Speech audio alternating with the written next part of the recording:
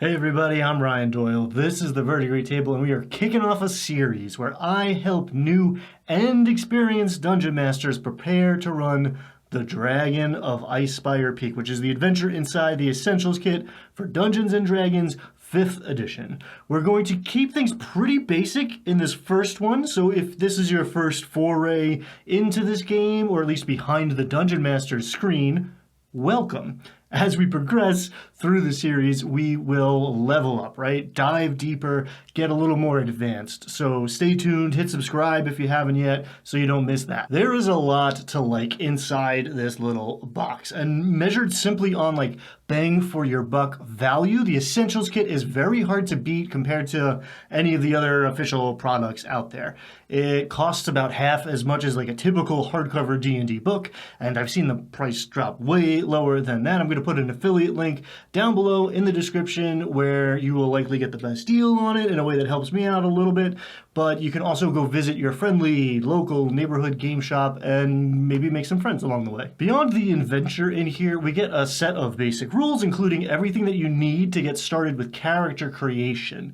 This is also the first place where we got rules for sidekicks, which allows a dungeon master to run this, or anything really, for only one player, like a D&D 2-player game, which is awesome, and will maybe get its own video one day. There are actually a lot of tools in here to support the dungeon masters.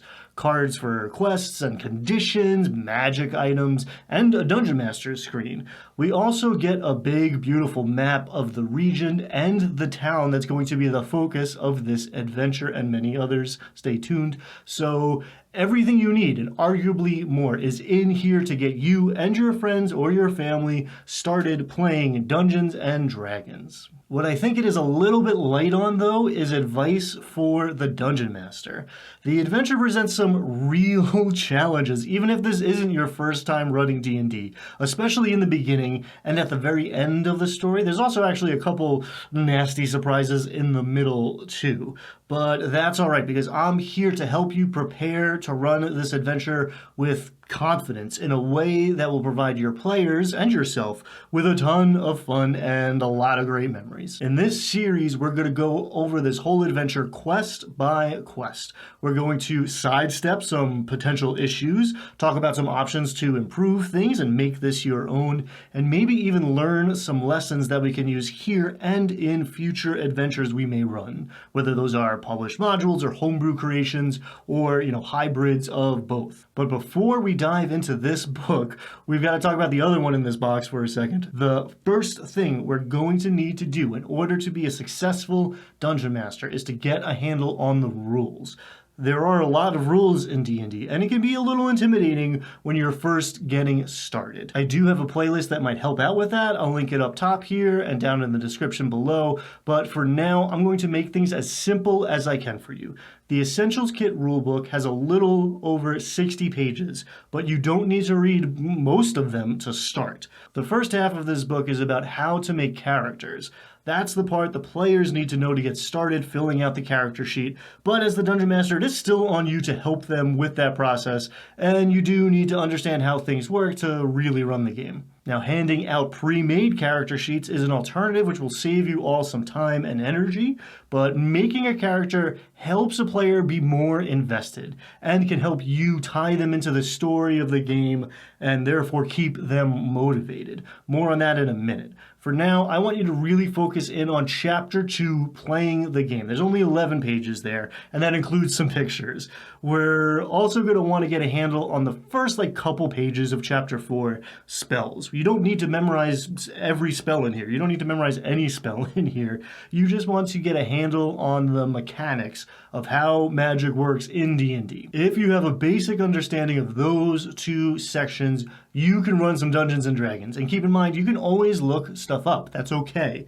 And sometimes it is better to just make a call to keep things moving in the moment and then look things up later. Now, on the first pages of the adventure, The Dragon of Icespire Peak, we get some solid advice for a new Dungeon Master, but I think it is a bit sparse. I made a video on the roles of a Dungeon Master, which has some of the best universal advice I could distill down, which I think you might find very helpful if you were just starting starting your D&D journey. Links again up here and down there, Disco. While we're linking to stuff, if you are feeling a little intimidated about getting started, right? If you're thinking you've got to be nearly perfect and are feeling some anxiety about it all, I'm also going to share one other thing. It is an early one, a little rough and ready maybe, but it might be the piece I'm most proud of, and for some folks, it may very well contain the most important information I could give you. All right, cool. Let's get down to the adventure itself, and this is the point where I feel obligated to say that if you are going to be a player,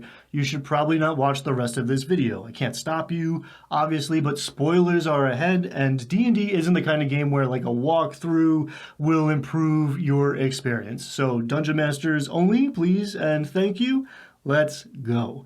This adventure takes place on the Sword Coast of the Forgotten Realms on Faerun, which is probably the most developed setting in D&D lore-wise, with years and years of materials from many creators over a bunch of different mediums, right? Older versions of the game, plus novels and video games, even the upcoming movie. It is also home to almost every adventure in 5th edition.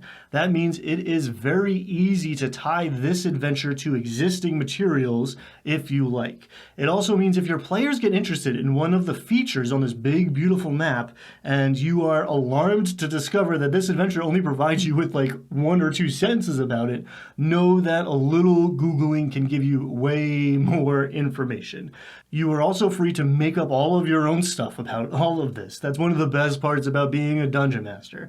This is your version of this world. Definitely understand that you are under zero obligation to memorize a ton of material about the Forgotten Realms, and know that your precious resource of preparation time is better spent elsewhere. If you enjoy going down the rabbit hole of lore, by all means, go for it. Say hi to Ed Greenwood for me.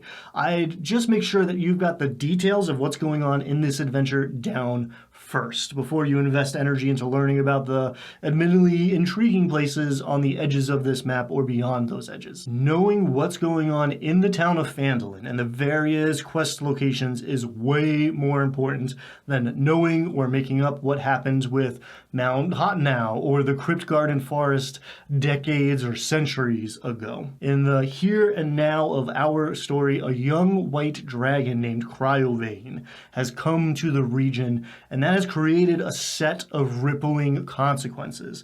The quests in here can feel a little episodic, right? Unrelated if you're not careful. So this is one connective element to focus in on if you want to create a more cohesive feel to this adventure. This is also a great technique to remember for future adventures. This is happening because of that effect, which was caused by this thing, and so on, in a series of dominoes presenting ever-escalating challenges. One of the first things the players might face is a manticore, which is likely way too difficult for them to fight at level 1, and the whole reason this monster is here because it got chased off by the dragon waiting at the end of the adventure.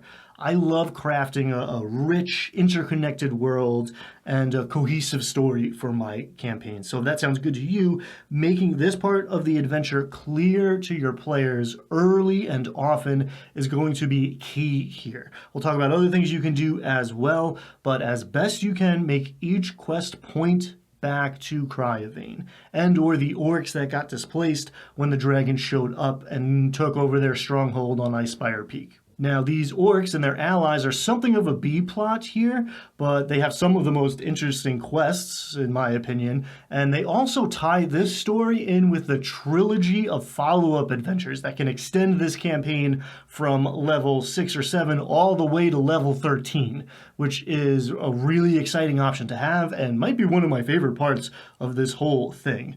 But be careful. I personally have fallen into the trap of getting too far ahead of myself, inside D&D and in real life, so learn from my mistakes. Don't get too excited about what's going to happen at level 10 or whatever, when that could be a year or more away, if we even get there. It can take energy away from focusing in on what's happening in the next session. And it can also make you a little too rigid, have you railroading the player. So let's stay focused here. It's all about the dragon, baby. On page 11, we get a table for Cryovain's location. The DM can roll on every time the party's moving around, changing location locations, so there's a chance the players face this guy at level 1. That's cool, but also scary. So I'm going to point out a couple things here. One, as written, taking just 10 hit points off of this thing sends it back home. The dragon is looking for an easy meal when it's out and about, so it will take a pass on things that fight back too much. It will not fight to the death unless it's in its lair. Also, it is only going to carry off one creature. So if things really go sideways, we're talking about one character death, not a total party kill. Just watch where you aim that breath weapon, and there will be survivors left to recruit some new adventurers and continue this story. It's also worth remembering, just because the dice say that Cryovain is at the party's location doesn't mean we're automatically having a fight. I might give the player characters a chance to spot the approaching dragon and hide from it. They might also be able to talk to the thing, negotiate with it, persuade it, even deceive it. It's got a fairly low intelligence, but it does speak 2 languages, which is better than a lot of us Americans, so there you go. When in doubt, the party can always see it flying through the sky without engaging. I might do this anyway, even when the dice put it in a different location. We want the dragon front of mind, so I'd have them spot it every so often while they're traveling, even come across the aftermath of its destruction, right? A frozen elk carcass, or even like an injured owl bear or something. If I were running this one today, the dragon would just be one thing on a much bigger random encounter table. That's another thing I actually wish was in this adventure, though a lot of people would not agree with me. But man, I love random encounters done well. If you want to know why, I made a whole playlist about them and built tables for the forest and the grassland and the hills, the very terrains inside this adventure. So you can check all of that here and down there. So many links in this one. But first things first. Before we start adventuring and meeting a dragon and maybe rolling some random encounters, the players are going to need characters. Like I mentioned, pre-generated characters are an option that will get new players especially playing quickly. Character creation in Dungeons & Dragons requires some understanding of the game mechanics, which is kind of the best and the worst thing about it. Judge your table and your players accordingly, or simply give them the option and let them decide. A major benefit of a session 0, where you all get together to make characters together, is that you can give those characters reasons to be adventuring together. You can also give them reasons to care about Phandalin. It's their new home. They have a friend or like a relative here. They have nowhere else to go, or they've got like a heroic streak, right? And want to leave their mark on the world, and this is a great place to do it. I'd love to hear folks sharing more ideas down in the comments below about how they built up party cohesion and player engagement by connecting the characters to the story and each other. The adventure and just about every other published D&D module out there assumes that the player characters are going to stick around and give a crap and act like heroes. Now, given incredible powers, an ultimate freedom, and a world without consequences, don't assume that the players are going to naturally act like that without establishing some motivation to do so inside the story of the game, especially if this is their first experience with D&D. Tying things in through their background is a good strategy, as is inventing NPCs, non-player characters that they're connected to in town, but there's plenty of ways to go about doing it, and it is best if it is a collaborative process. That gets the players, the actual human beings sitting around this table, invested in the story as well as their characters. That buy-in is pretty easy early on, admittedly, but we'll be playing through this campaign for weeks, probably months, so we want a good answer handy when somebody inevitably asks, "Wait, why are we doing this again?" On that point, the first sentence under first session states, "Dungeons & Dragons is a game that requires several hours to play." Wow, I mean, that's true, technically, but also vague and a pretty big understatement. It's also a shining example of this whole book's approach to things, in what I think is an effort to be succinct and approachable to newcomers, if I'm trying to be, fair to the designers here, and I'm sure they had great intentions. We get maybe not enough information. A question I see a lot about every adventure is, how long is this going to take? And the answer is always, it depends. But there are 14 dungeon locations in here, though technically they only really need to do around 7 of those. Now, some groups are going to go fast, and some groups will spend whole sessions in town talking to non-player characters and shopping. At some tables, a session is 2 to 3 hours, and at others, it's like 4 to 6. So you were talking about a couple of months, likely, to years worth of game nights, assuming you play once a week. With the sidekick rules in here and the fact that everything starts from like the centralized hub of Phandalin, this adventure is actually one of the more flexible compared to most as far as like players coming in and out. So if you have a little more experience and wanted to run an open table or like a West Marches style campaign, this is a great option. It also leaves a lot of room for you to do some home brewing or incorporate other material. I really like that flexibility. That's one of my favorite things about this. The Dragon of Icespire Peak is what we call a sandbox adventure. That means it provides the players with more choices and options compared to a lot of modules out there, which tend to be way more linear. The player characters are going to be asked to run around and warn some different groups that there's a white dragon in town, and in the process get sucked into some adventures and do some preparation and ultimately confront Cryovain. But they have a lot of flexibility on how they decide to go about doing all of that and what they actually do. The adventure uses a job board with various quests on it, giving the players 3 to choose from at each level of play. Now, that job board is simple and is going to be pretty recognizable mechanically for new players. I'm not exactly in love with it, and if you feel the same way, it doesn't take much effort to use NPCs to deliver these plot hooks instead, and we're going to talk about that as we go through the adventures, but you might want to keep things simple on yourself, at least at first, because giving the players a sandbox-style game with multiple options does create a little more work for the Dungeon Master, as we have to be ready for the players to go in several different directions. If you can get the players to decide where they are going to go next at the end of a session, it will be way easier on you, and you'll know what to prepare for next time. You can also use like Discord or group text, whatever, to figure things out between game nights. If it were me, when it was me, I would still read up on the other ones just in case. Expect the unexpected in D&D.